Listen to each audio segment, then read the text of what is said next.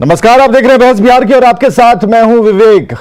भूल जाओ मस्ती बढ़ेगी सख्ती, हम इसलिए कह रहे हैं कि आपको बराबर हम आगाह कर रहे हैं और जागरूक भी कर रहे हैं कि आप किस तरीके से इस नए वेव से बच सकते हैं। ओमिक्रॉन की दस्तक बिहार में हुई थी, लेकिन उस लड़के ने कमाल कर दिया, खुद को सेल्फ आइसोलेट किया और ठीक भी हो गया, तो लोगों ने राहत की सांस ली। लेकिन इससे कोरोना की जो रफ्तार है, जो गति है, वो कहीं से भी कम नहीं होती है। इसे समझने के लिए आपको उन आंकड़ों को देखना होगा, समझना होगा कि कैसे ये ग्राफ धीरे धीरे आगे बढ़ते गए।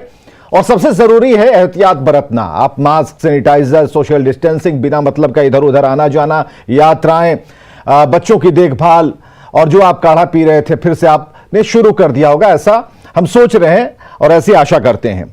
हमारे साथ डॉक्टर विनय रंजन है। सबसे पहले हम परिचय कराते हैं कौन कौन से लोग हमारे साथ पैनलिस्ट हैं। डॉक्टर विनय रंजन है, शिशु रोग विशेषज्ञ हैं, बहुत बहुत स्वागत है सर आपका। डॉक्टर सीमा सिंह है, जीएमएस वैक्सीनेशन एक्सपर्ट है, हमारे साथ बहुत बहुत स्वागत है आपका। मानसून मोहंती जी इससे पहले वाले एपिसोड में भी थे, वैक्सीनेशन इंचार्ज हैं, इनके ऊपर बड़ी जिम्मेदारी है, ये भी हमारे साथ है। डॉक्टर श्वेता गुप्ता जी हैं, गायनेकोलॉजिस्ट, ये भी हमारे साथ में है। तो अलग अलग तरीके से हम इन सभी महानुभावों से बातचीत करेंगे और बात करने की कोशिश करेंगे। वेब से अब आगे बढ़ेंगे क्योंकि जो रफ्तार है उसे अब रोकने के लिए जरूरी है कि डॉक्टर जब आपको समझाएंगे तो जरूरी होगा, क्योंकि न्यूज बुलेटिन, अखबार, मोबाइल पर, सोशल मीडिया के जरिए आपको बताया जा रहा है, जागरूक किया जा रहा है। लेकिन कई बार होता है ना कि अंगूठा जरा ऊपर चला गया तो चीजें बदल सी जाती हैं, इसलिए जागरूक होना जरूरी है। लेकिन सबसे पहले नीतीश कुमार की चिंता क्या है? बिहार के मुख्यमंत्री नीतीश कुमार ने आज अपनी चिंता जाहिर कर दी इस वेब को लेकर, इस स्पीड को लेकर, कोरोना की स्पीड को लेकर। अभी जो हम लोगों का निर्णय है वो 5 तारीख तक पहले से है, तो इसके बारे में कल बैठक होगी शाम में, और हमने कल ही लोगों को कह दिया है कि आज सब जगह की समीक्षा करिए आज, और कल इसके बारे में बैठक करके आगे क्या क्या हम लोगों को करना है उसका निर्णय लिया जाए। पाबंदियां लगानी, तो कल ही जो भी करना है वो कल निर्णय होगा और उसके बारे में अब वो आगे तो हमने कह दिया है कि भाई आप 7 दिन के लिए अगला, चूंकि रोज बढ़ रहा है ना, तब एक बार अगर 7 दिन के लिए करिएगा, ज्यादा लंबा समय करे तो अभी नहीं कर सकते हैं, बहुत तेजी से आगे बढ़ जाएगा तो बहुत जल्दी और कुछ करना पड़ेगा। इसलिए कुछ ही समय के लिए भी 1 सप्ताह या 5 दिन जो कुछ भी आपको लगे, कल बैठ करके फैसला करना पड़ेगा और फिर जो सब चीज पर नजर रखते हुए और आगे जो कुछ भी करना है किया जाएगा। तो इसीलिए हम चलिए, बढ़ेगी सख्ती, क्योंकि नीतीश कुमार ने अपनी मंशा जाहिर कर दी और ये मंशा तो हम आपने पैदा की है ना, क्योंकि हम जब जागरूक नहीं होंगे, मास्क नहीं लगाएंगे, भीड़ दिखाएंगे, मुख्यमंत्री जब दौरा करते हैं, अपने अधिकारियों से बात करते हैं तो उन्हें ऐसा लगता है कि ये कुछ गलत चीजें हो रही हैं, थोड़ा टाइट करने की जरूरत है। तो ये टाइट करने के तौर पर, सख्त निर्देशों के तौर पर कल एक बैठक होगी और उस बैठक के बाद किसी निष्कर्ष पर पहुंचेंगे। लेकिन क्या सिर्फ आम जनता की जिम्मेदारी है? नेताओं की कोई जिम्मेदारी नहीं होती? नेता मास्क नहीं पहनेंगे, उन्हें कोरोना का भय नहीं होता? आज एक बड़ी खबर आई, एक ट्वीट मैं पढ़ रहा था तो उसमें आपने देखा कि जो जीतन राम मांझी हैं, उन्होंने मुख्यमंत्री को ऐसा कहा कि भाई आप ये जो जनता दरबार लगा रहे हैं इससे थोड़ा दूरी बना लें, क्योंकि अभी ये ठीक नहीं है।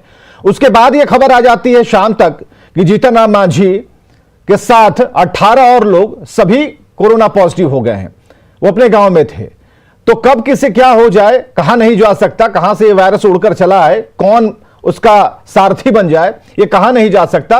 लेकिन बीजेपी में क्या चल रहा था हम आपको बता रहे हैं। बीजेपी की बैठक चल रही थी रविंद्र भवन में, देखिए अब तस्वीरें हम आपको दिखा रहे हैं।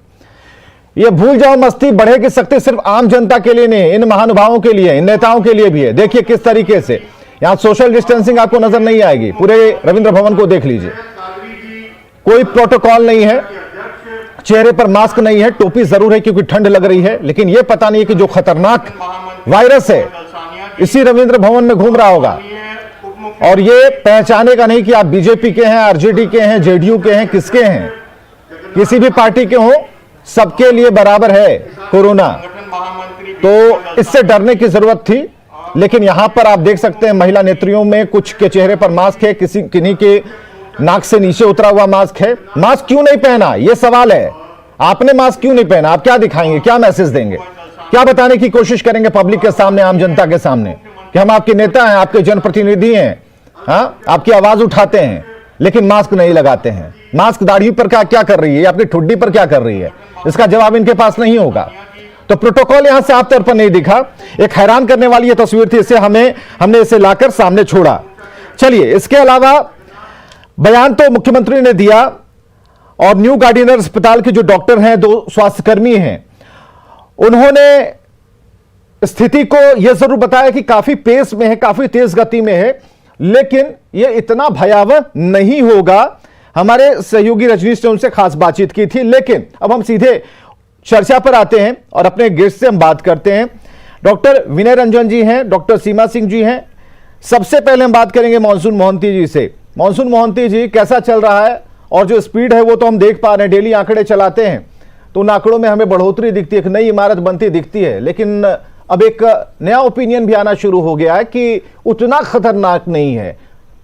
क्या सच में ये उतना खतरनाक नहीं है या फिर कुछ चीजें छुपाई जा रही हैं? नहीं, जो वैक्सीनेशन का जो आप देखेंगे रफ्तार तो अच्छा ही है, क्योंकि अभी हाल ही में हम 10 करोड़ का बिहार जो आंकड़ा है उसको अचीव किया है, वो बहुत बड़ा सफलता है। और जो डाटा अभी अवेलेबल है उसमें ओमिक्रॉन को लेके चर्चा हो या इस बार डेल्टा वेरिएंट को लेके जो भी है, उसमें अब हाल ही में जितने भी केसेस आ रहे हैं वो एसिम्प्टोमेटिक ज़्यादा आ रहे हैं। हॉस्पिटल एडमिशन्स अभी हमको रिपोर्ट नहीं हो रहे हैं। अभी भी आप देख सकते हैं NMCH में भी एडमिशन एक ही है, एम्स में 5 लोग एडमिट हैं। तो इस तरह से अगर देखेंगे, वो भी उनका एज ग्रुप देखेंगे तो वो आपका सारे 60+ हैं। वो ये 60+ कोमोर्बिडिटी के साथ जो लोग हैं वो लोग अभी एडमिट हैं। तो एसिम्प्टोमेटिक ज़्यादा केसेस हमको अभी मिल रहे हैं जो अभी एक्टिव केसेस में हैं। और ये भी मान के चल रहे हैं कि अब फिलहाल सबको वो माइनर सा सर्दी बुखार के टाइप का ही सिम्टम्स दिख रहे हैं। तो इसको मद्देनज़र देख के अभी के लिए बोला जा सकता है कि ये इतना असरदार नहीं हो रहा है। मगर ये हम आगे चल के भी ये बात बोल पाए, ये थोड़ा सा हमको लगता है बिल्कुल सही कहा आपने, क्योंकि मार्च से हम तो मार्च को जोड़ रहे थे कि होली के बाद जब लोगों की आवाजाही होगी, एक प्रदेश से दूसरे प्रदेश जाएंगे, तब ऐसी खबरें आनी हो सकता है शुरू होंगी। लेकिन ये तो दिसंबर से ही शुरू हो गया, तो ये चिंता का विषय, इसकी स्पीड हमें थोड़ा डरा रही है यहाँ पर। और हमारे साथ डॉक्टर सीमा सिंह है, IGMS वैक्सीनेशन एक्सपर्ट। डॉक्टर सीमा, क्या लग रहा है, क्योंकि आज IGMS में हम देख पा रहे थे कि IGMS में भी केसेस आए हैं, तो जो डॉक्टर्स हैं वो संक्रमित हो रहे हैं, तो काफी माइल्ड है या फिर इस पर चिंता, इसकी स्पीड को लेकर हम चिंता जाहिर करें? और जिस तरीके से इन्फेक्टेड कर रहा है, लोगों को ग्रस रहा है, लोगों को बिस्तर तक सुलाने में ये कामयाब हो रहा है, उसे देखकर आप क्या कहेंगे? आपका ओपिनियन क्या है? देखिए एग्जैक्टली अभी जो ये ओमिक्रॉन का जो स्ट्रेन आया है और जो कुछ भी हो रहा है, तो ठीक है, अभी लग रहा है कि वो डेल्टा वेरिएंट के जो सिम्टम्स थे उससे माइल्डर सिम्टम्स आ रहे हैं। बट इन फ्यूचर अभी क्या होगा, that is a bit difficult. हम लोग इस पे एनालिसिस कुछ नहीं कर सकते हैं। एंड डेफिनेटली डॉक्टर्स वहाँ के भी पॉजिटिव हुए हैं और लोगों में डर तो इस बात से पता चल सकता है कि आज हमारे यहाँ जो फर्स्ट सेशन 15 to 18 हुई, उसमें ऑलरेडी 170 बच्चे आए थे वैक्सीनेट होने के लिए, और हमारा वैक्सीनेशन भी 4:30 अराउंड तक, 4:15 तक हमारा चला है। दैट मीन्स कि अभी पेरेंट्स भी जागरूक हैं कि हमारे बच्चों को वैक्सीनेट होना चाहिए। वो लोग भी समझ रहे हैं कि इन फ्यूचर आगे जा कर के इसका कुछ मे भी दिख सकता है, आगे ये क्या कर सकता है। एंड मोर ओवर अभी न्यू ईयर की पार्टीज़ वगैरह हुई, बहुत लोग बाहर भी गए, तो 1-2 वीक में तो इसका और भी ज़्यादा इफेक्ट पता चल सकता है हम लोगों को। बिल्कुल, जैसा कि अभी मॉनसून मोहंती बता रहे थे, उन्होंने कहा जहां पर वो वैक्सीनेशन की व्यवस्था की गई है, जहां पर जिस होटल में व्यवस्था की गई है, वहां पर लोगों को जाने में कोई दिक्कत नहीं होती है। ऐसा लगता है मॉनसून मोहंती कि वहां पर लोग जाना चाहते हैं कि और भी लोग वहां पर पहुंचे होंगे, तो कोई दिक्कत नहीं है, वहां जाकर हम वैक्सीनेट हो पाएंगे। लेकिन जब हॉस्पिटल की बात आती है कि जाके हॉस्पिटल में अगर आपको लेना है, अगर अलग से कोई व्यवस्था किसी ग्राउंड में नहीं की गई है, हॉस्पिटल में ही की गई, तो लोग थोड़ा डरते हैं, पता नहीं हॉस्पिटल जा रहे हैं तो हॉस्पिटल का नाम सुनते पहली चीज तो आती है कि जाके कुछ प्रसाद ग्रहण न कर लें, क्योंकि हम वैक्सीन तो बाद में लेंगे, कहीं कोई किसी ने कुछ दे दिया तो फिर तो क्या होगा। तो ये डर भी आपको लगता है कि डॉक्टर सीमा की लोगों को थोड़ा डरा रहा है, और ये ऐसा उन्हें लग रहा है कि नहीं, अगर हम अपने बच्चों को भेजेंगे, साथ भेज जाएंगे तो वहां से संक्रमित हो सकते हैं, इसके लिए कुछ अलग से एक बढ़िया व्यवस्था होनी चाहिए? देखिए डरने की ज़रूरत नहीं है। और एज़ फार एज हमारा IGIMS कंसर्न्ड है, तो वहाँ पे जो भी सेटअप्स की गई हैं वो काफ़ी बेहतर है इन अ सैनिटाइज्ड वे। और हम लोग वहाँ मास्क भी रखे हैं और बिना मास्क के किसी को हम लोग एंट्री भी नहीं होने देते हैं वहाँ पर। एंड ईच टाइम हम लोग जब वैक्सीनेट, खुद भी हम लोग डॉक्टर्स ही वहाँ वैक्सीनेट कर रहे हैं, ईच टाइम भी वैक्सीनेट हम लोग खुद भी सैनिटाइज करते हैं अपने हाथों को, एट टाइम्स ग्लव्स भी चेंज करते हैं। सारे कोविड गाइडलाइंस प्रोटोकॉल फॉलो कर रहे हैं। एट अ टाइम 10 लोग ही आते हैं, अंदर में वैक्सीनेट होते हैं। हमारा ऑब्जर्वेशन रूम भी है, वहाँ भी डॉक्टर्स हैं। तो सब कुछ कोविड गाइडलाइंस के अकॉर्डिंगली उस प्रोटोकॉल में ही फॉलो करके किया जा रहा है। तो डरने की ज़रूरत नहीं है, लोग आएँ, वैक्सीनेट होएं, वो ज़्यादा बेटर है। और ऐसी कोई बात नहीं है कि उन्हें हो जाएगा कोविड। हम लोग सारे गाइडलाइंस को फॉलो करके सब कुछ कर रहे हैं यहाँ पर।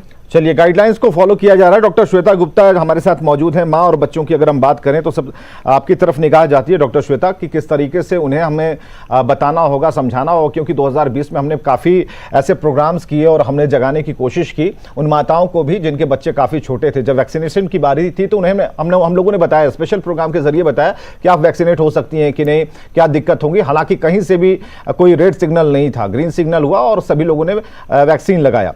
तो इस बार क्या प्रिकॉशंस हैं उनके लिए, खासकर जो कि अभी जिनके गर्भ में शिशु पल रहे हैं या फिर जिनके अभी नवजात हुए हैं, तो क्या प्रोटोकॉल उन्हें ध्यान में रखना चाहिए और क्या बातें उनके लिए अहम हो सकती हैं? ऑफ कोर्स इसके लिए भी गाइडलाइंस ऑलरेडी आ चुके हैं कि जो भी प्रेग्नेंट फीमेल्स हैं तो उनका भी वैक्सीनेशन जो है उतना ही ज़्यादा ज़रूरी है। एंड जो ब्रेस्ट फीडिंग फीमेल्स हैं, यानी कि जो स्तनपान कराते हुई महिलाएं हैं, उनको भी ऑफ कोर्स वैक्सीनेशन कराना चाहिए। उसके रिगार्डिंग ये सारी चीज़ें हमारे पास गाइडलाइंस अवेलेबल हैं मिनिस्ट्री ऑफ हेल्थ इंडिया के तरफ से कि उनको जो है हम लोग जो हमारे किल्ड वैक्सीन हैं वो आराम से दिया जा सकता है। Live attenuated vaccine is still under research, लेकिन जो भी किल्ड वैक्सीन्स हैं उसको हम लोग जो है सेफली जो है प्रेग्नेंट फीमेल्स में दे सकते हैं। एंड बहुत सारे प्रेग्नेंट फीमेल्स ने आफ्टर काउंसलिंग जो है इसको वॉलंटियर भी किया है और they have taken. And lactating females में तो ऑफ कोर्स हम लोग बोलेंगे कि वैक्सीनेशन सबसे पहले कराना चाहिए, बिकॉज जो एंटीबॉडीज उनके में बनते हैं वो उनके बच्चे में भी ट्रांसफ़र होते हैं। तो इस रिगार्डिंग जो है they are giving immunity to their babies too. तो इस वजह से जो है जो भी लैक्टेटिंग फीमेल्स है उनको तो ऑफ कोर्स सबसे पहले जाकर के वैक्सीनेट करा लेना चाहिए।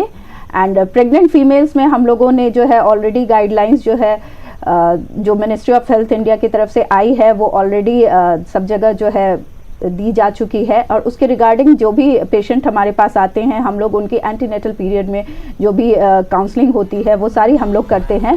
फिर भी बहुत कम ही लोग वॉलंटियर करते हैं, but still they are coming and getting vaccinated. And उनके में हम लोगों ने अभी तक कोई एडवर्स रिएक्शंस नोट नहीं किए हैं। तो इसलिए वैक्सीनेशन को लेकर के जो भी हमारा गाइडलाइंस है वो एकदम क्लियर कट है। आप एकदम सेफ हैं। इवन बच्चों में भी अब 15 से 18 साल के बच्चों को वैक्सीनेशन के लिए जो है प्रोत्साहित किया जा रहा है। गवर्नमेंट ऑफ इंडिया ने 3 जनवरी से उनका भी वैक्सीनेशन शुरू कर दिया है। तो ये सरकार का काफ़ी सराहनीय कदम है इस रिगार्डिंग। इसलिए जो है आराम से आप चाहें तो जो भी हमारी प्रेग्नेंट फीमेल्स और ब्रेस्ट फीडिंग फीमेल्स हैं वो इन सारी चीज़ों को फॉलो कर सकते हैं। लेकिन एक चीज़ हमेशा ध्यान में रखनी होगी कि सैनिटाइज़र का इस्तेमाल, मास्क का इस्तेमाल, सोशल डिस्टेंसिंग, ये सारी चीज़ें अभी भी फॉलो करनी है उन्हें। एक जनरल पॉपुलेशन से लेकर के जो प्रिकॉशंस होती हैं उनको फॉलो करना, उनको अवॉइड करना है। जो क्राउडेड प्लेसेस हैं उनको अवॉइड करना है। तो अभी हमारे पास जितनी भी एंटीनेटल फीमेल्स हैं हम लोग इस रिगार्डिंग उनको क्लियर कट काउंसलिंग देते हैं कि आप जितनी मिनिमल गैदरिंग्स करें। And of course we are not calling them for frequent antenatal checkups also, ताकि जो है वो लोग कम से कम एक्सपोज हों एक्सटर्नल एनवायरनमेंट से। बिल्कुल सही आपने कहा कि भीड़ भाड़ वाले जगहों से बचना होगा। मानसून मोहंती, जो व्यवस्थाएं आप 2020 में आपने की या फिर जो 2021 में आपने रखी, 2022 में क्या ये व्यवस्थाओं में कुछ अंतर आया है? क्योंकि अब जब स्पीड बढ़ी है तो जो केसेस कल जो आप 3,500 पर डे का आंकड़ा याद कर रहे थे, हमें भी आप याद करवा रहे थे, तो इस बार क्या उसके लिए कुछ खास व्यवस्थाएं की गई हैं? क्योंकि अब तो ट्रायल वाली बात है नहीं, अब तो वैक्सीनेट करना है, जमकर करना है। और जो रफ्तार है लोगों की, उसे देखकर क्या लगता है? बहुत ज़्यादा उत्साह है? जो उत्साह की बात हम लोग किया करते थे, या अभी भी तो उसमें गति नहीं आई है? देखिए विवेक जी, अगर बच्चों का पर्टिकुलरली बात करें जो 15 साल से लेकर 18 साल में, ये ग्रुप में बहुत ज़बरदस्त अभी उत्साह है। और ये कल अगर हम देखेंगे जो रजिस्ट्रेशन हमने ओपन किया था स्लॉट बुकिंग के लिए, जी। वो सारे के सारे फुल थे। और अभी तक आप देखेंगे तो बहुत अच्छा आंकड़े के साथ आज शायद हम लोग क्लोज करने जा रहे हैं। करीबन 3200 लोगों को पटना में ही वैक्सीनेशन हो चुका है, 15 से 18 साल के जो अंदर के जो बच्चे हैं। और ये कहीं पे अच्छा संकेत है। और जो आप पर्टिकुलरली हम देखते थे जो हेजिटेंसी का बात हो रहा था, वो कहीं ना कहीं पे रूरल में थे। पहला फेज में जब नहीं आ रहे थे लोग, वो चाहते कि मैं वैक्सीन लेने से मुझे फायदा नहीं है या मुझे लेने से कुछ और कोविड मुझे उसी से ही हो जाएगा, तो उन सारे भ्रांतियों को दूर किया गया है। और अच्छा मतलब उनको समझा के हो या उनको थोड़ा सा मोटिवेट करके हो, इसके लिए आप जैसे हम पहले भी चर्चा कर चुके हैं, बहुत सारे स्कीम्स भी हम लोगों ने चलाया था और कहीं ना कहीं भी असर भी दिखा और लोगों को 10 करोड़ तक पहुंचाने के लिए मदद भी किया। मगर अभी जो बच्चों में है, ये कहीं ना कहीं पे घर वाले जहाँ पर ले चुके हैं, जिनका घर में पिताजी या उनका माताजी वो लोग ले चुके हैं, उनका बच्चे अभी लेने आ रहे हैं, क्योंकि एक कंप्लीट पैकेज जो आपको कवच जो हम बात करते हैं कोविड का, वो उनको मिल जाएगा। तो इसीलिए बच्चे खुद चल के आ रहे हैं और बहुत अच्छे से वो लोग मोटिवेटेड है, ना डर है उनके मन में, ना ही भ्रांतियां हैं। चलिए वो जमाना गया मॉनसून जी, वो जमाना गया, क्योंकि हम लोग तबके हैं, शायद आप लोगों को भी याद होगा जब एक सिरिंज हुआ करती थी शीशी वाली, कांच वाली, और उसे डॉक्टर साहब जब तक धोते थे, गर्म करते थे, तब तक आधा तो प्राण सूख जाता था। लेकिन वो चीज़ों में काफ़ी बदलाव आ गया, निडल भी अच्छे किस्म के आ गया, तो अब तो काफ़ी उत्साह में लोग आगे बढ़ रहे हैं। हमारे साथ डॉक्टर विनय रंजन है, शिशु रोग विशेषज्ञ हैं। बच्चों की बात हो रही है, इसलिए डॉक्टर विनय से बात करना बहुत ज़रूरी है। डॉक्टर विनय, बच्चों की चिंता सभी को होती है, माँ बाप अपनी चिंता तो कर ही रहे हैं, लेकिन जब हम बात करते हैं तो ऐसा लगता है कि कहीं ना कहीं वो एक तरह से कैरियर ना बन जाए उनके लिए, और वो कैरियर कहीं ना कहीं उनके लिए दिक्कत पैदा कर सकता है, क्योंकि माँ बाप ने ये सोच लिया कि डबल वैक्सीन डोज तो हमने ले ली, लेकिन बच्चों को लाकर दे देंगे, किसी भी वे में दे देंगे, इसलिए उन्हें समझाना बेहद जरूरी है। तो बच्चों को लेकर क्या आपकी तरफ से सुझाव हैं, जानकारियां हैं जो आप उन्हें दे सकते हैं?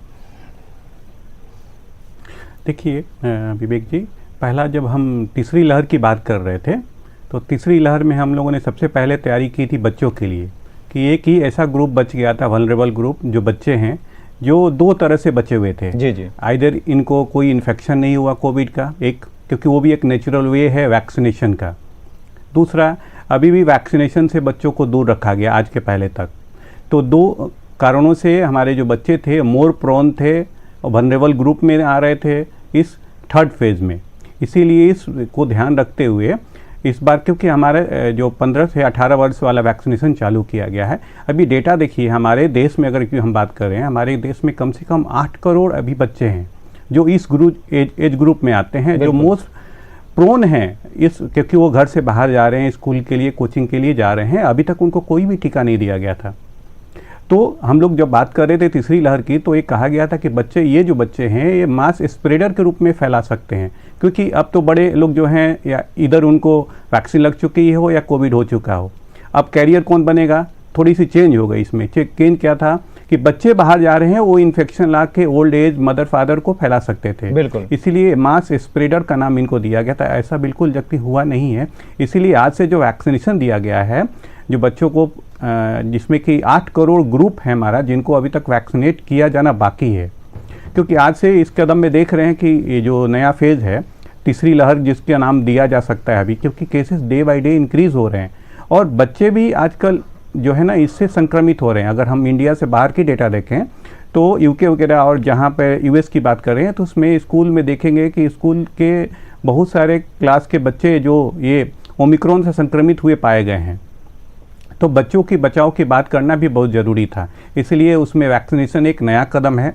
एक दूसरा कि अभी भी आपको कोरोना से बचाने का 2 ही उपाय है, एक वैक्सीनेशन, दूसरा कोविड एप्रोप्रिएट बिहेवियर। बिल्कुल, यही 2 ही है। तो हमारे पास एक बात और पूछना चाहूंगा डॉक्टर विनय, एक बात और पूछना चाहूंगा, बाकी भी एक्सपर्ट हमारे साथ बैठे हुए हैं। डॉक्टर विनय, ये काढ़ा वाला जो फॉर्मूला है, क्या इस बार नहीं चलेगा?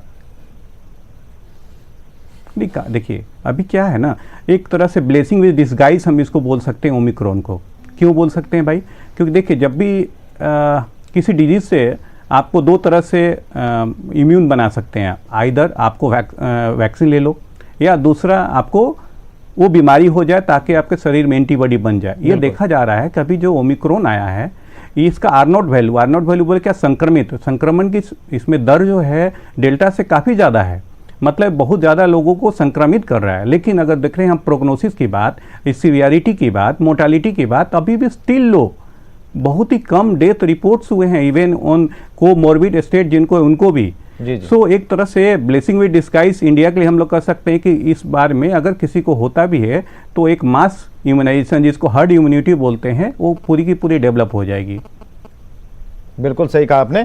और यहाँ पर जो फॉर्मूला है इससे जानने के लिए हम तो ज़रा चलते हैं, डॉक्टर श्वेता जी से भी बात करते हैं। डॉक्टर श्वेता, खासकर अगर उन माताओं की अगर हम बात कर रहे हैं तो क्या लगता है, क्या विशेष तौर पर, ये तो वैक्सीन वाली बात हो गई, या फिर तो कोरोना हो जाए तो एंटीबॉडी ऐसे ही बन जाएगा, लेकिन अभी कुछ नहीं हुआ है, चीज़ें एकदम बिल्कुल अपने कंट्रोल में हैं, तो घर में कैसे कंट्रोल कर लें? घर के अंदर पैक रहें या फिर कुछ खान पान में भी कुछ विशेष एहतियात बरतें? अभी तो जैसे कि सर्दी का मौसम चल रहा है तो खान पान में एक जनरल जो सामान्य तरीके से हम लोग जो है गर्म चीज़ें खाते हैं और ठंडी चीज़ों को अवॉइड करते हैं, वो सारी चीज़ें तो मेंटेन करनी होगी। एंड घर में अगर कोई इन्फेक्टेड आदमी नहीं लग रहा है आपको, या सर्दी खांसी से अफेक्टेड नहीं लग रहा है, तब आप घर में नॉर्मली आप रह सकते हैं। लेकिन फिर भी जो है जैसे घर में सबकी अपनी अपनी अलग थालियाँ या बर्तन होने चाहिए, ताकि जो है लोग एक दूसरे से संक्रमित ना हो सके। अगर बाहर से आने वाला कोई पर्सन घर में, बाहर से आकर के कोई पर्सन अंदर में आता है, तो सबका अलग अलग रहने से इस तरह से कोई क्रॉस इन्फेक्शन नहीं करेंगे। तो ये एक घर में हम लोग एक बिहेवियर अपना सकते हैं। और ख़ास करके ऐसे घर में जहाँ पे छोटे बच्चे हैं या प्रेग्नेंट फीमेल्स हैं, तो उन लोगों को तो ऑफ कोर्स जो बाहर से आने वाले लोग हैं उनसे भी अलग रहना चाहिए। और एक हम लोगों ने जो एक कोविड एप्रोप्रिएट बिहेवियर बना लिया है पिछले 2 सालों में कि बाहर से जब भी आए तो अपने आप को कंप्लीट सैनिटाइज करें, वो तो अभी भी हमें मेंटेन करना चाहिए। बिल्कुल, जो आदतें छूट गई थी उसे अपनाने का वक्त आ गया है, इसलिए जरूरी है कि आप जब घर में प्रवेश करें तो एक बढ़िया सलाह है कि जो आपने 2020 में किया, 2021 में किया, 2022 में करने में कहीं कोई दिक्कत नहीं है।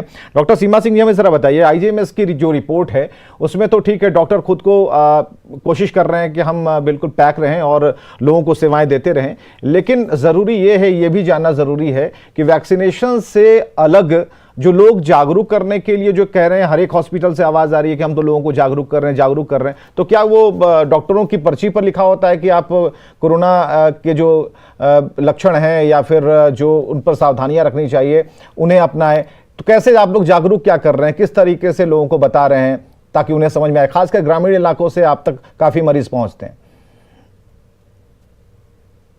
देखिए, सबसे पहले तो इसमें है जागरूक करने के लिए, अभी भी जैसे केयर फाउंडेशन के भी आज लोग आए थे, बच्चों को, इवन जो बच्चे आए थे आज 15 to 18 कैटेगरी वाले, तो टीचर्स अकम्पनी किए थे वो लोग को, पेरेंट्स एजुकेटेड है वो लोग भी समझा रहे हैं अपने बच्चों को, और डोर टू डोर वैक्सीनेशन भी स्टार्ट हो चुका है। बीच में सरकार ने, हमारे गवर्नमेंट ने कुछ स्कीम्स भी प्रोवाइड किए थे ताकि लोग को समझ में आ चुके, वो लोग थोड़ा अट्रैक्ट हों, वैक्सीनेशन करें। तो रूरल एरियाज़ में भी लोग समझ रहे हैं, वो लोग भी देख रहे हैं, वॉलंटरली वो लोग भी आ रहे हैं। इतनी जगह देख कर के उन लोग को भी लग रहा है कि वैक्सीनेशन इज़ अ मस्ट, और बीमार होकर के कोई रिस्क लेने से अच्छा है कि हम लोग को प्रिवेंशन के नाम पे ये वैक्सीन लेनी ही चाहिए। तो जागरूक हुए हैं लोग पहले से, वैक्सीन हेजिटेंसी जो लोगों में थी वो अब बहुत कम हुई है। बिल्कुल, लोग जागरूक हुए हैं। मानसून मोहंती जी, मानसून तो नहीं, लेकिन इतना ज़रूर है कि मौसम बदल रहा है और ज़रूरी ये है कि लोग जितने जल्दी जागरूक हो जाएं, क्योंकि हमें ऐसा लगता है कि गांव वाले जो लोग हैं वो कम पढ़े लिखे होते हैं, उनमें जागरूकता की कमी होती है, लेकिन जो रिपोर्ट बताती है उसमें शहर वालों से ज़्यादा जागरूक तो हमें गांव वाले लग रहे हैं। ठीक है, कई जगहों से शॉर्ट्स ऐसे आए और कई तस्वीरें हमने ऐसे चलाई कि पकड़ पकड़ के भी बिहार में वैक्सीन लगाया गया। ये रिपोर्ट हमने दिखाई कि जो लोग नहीं ले रहे थे, गाँव देहात में खेत में बैठे हुए थे, और जैसे ही डॉक्टरों की टीम उन्होंने देखी, एप्रेन देखी और भाग चले कि भाई ये तो हमें पकड़ कर देगा, और हुआ भी ऐसा कि पकड़ कर दिया गया। लेकिन जो एक थीम लाइन जो है जिस पर हम लोग चल रहे हैं, और ये जो इन्फॉर्म स्पीड है, उसके बारे में आप क्या कहेंगे कि कितने दिन में, क्योंकि ये दर्शकों का सवाल होता है कि ये तो वेरिएंट की बात करते हैं, 50 से ऊपर वेरिएंट हैं, तो क्या इससे निजात पा पाएंगे, कभी आज़ादी से घूम पाएंगे कि मास्क को जिंदगी भर ढोना पड़ेगा? देखिए आप जितने भी आप देखेंगे जो केसेस हैं, अगर फॉरेन कंट्रीज में जो डेवलप कंट्रीज भी हैं वहाँ पे भी देखेंगे सारे लोगों का जो वैक्सीनेशन के बाद भी ये लोग मास्क को अपना यूज़ करना नहीं छोड़े हैं। और ये जो वैक्सीन है ये आपका लिमिटेड पीरियड का आपको एक प्रोटेक्शन देता है, ये हमको भूलना नहीं चाहिए। और ये मास्क जो है ना आपको एक्चुअली संक्रमण को आपको स्प्रेड को कम करता तो है। ये भी धीमा करता जानकारी है। ये भी जब जानकारी दोनों मोंटी जी साइड दे हमें- दीजिए, बूस्टर डोज कब से लगा रहे हैं आप लोग? बूस्टर डोज तो 60 प्लस के लिए आपका 10 तारीख से ही शुरू हो जाएगा। और अभी कम से कम 10-15 दिन के अंदर ये बच्चे जितने हैं 15 से 18 उनको भी कंप्लीट हो जाएगा, जी। क्योंकि जो रफ्तार है और जिस तरह से प्लानिंग हुआ है, हाँ। जो स्कूल्स में भी हम सेशंस करने जा रहे हैं, तो करीबन आपको देखेंगे ये 10-15 दिन में जितना भी आपका एलिजिबल मास। चलिए, बिल्कुल लड़ना हम ही लोग को है और हम लोग की जागरूकता से इसे हम रोक सकते हैं। बहुत बहुत शुक्रिया, आप लोग समय निकालकर हम तक आते हैं, बातचीत करते हैं, इतनी सारी जानकारियां बांटते हैं ताकि लोगों के मन में किसी तरह की कोई शंका ना रहे और संशय न रहे। जो सवाल उनके हों वो तो सवाल हम पूछ ही लेते हैं, जो बेसिक सवाल होते हैं। हालांकि जो प्रोटोकॉल्स है उनका पालन जरूर कीजिए, क्योंकि कोरोना है, स्पीड काफी तेज है, इससे बचना है और बचाना भी है। खबरें लगातार जारी हैं।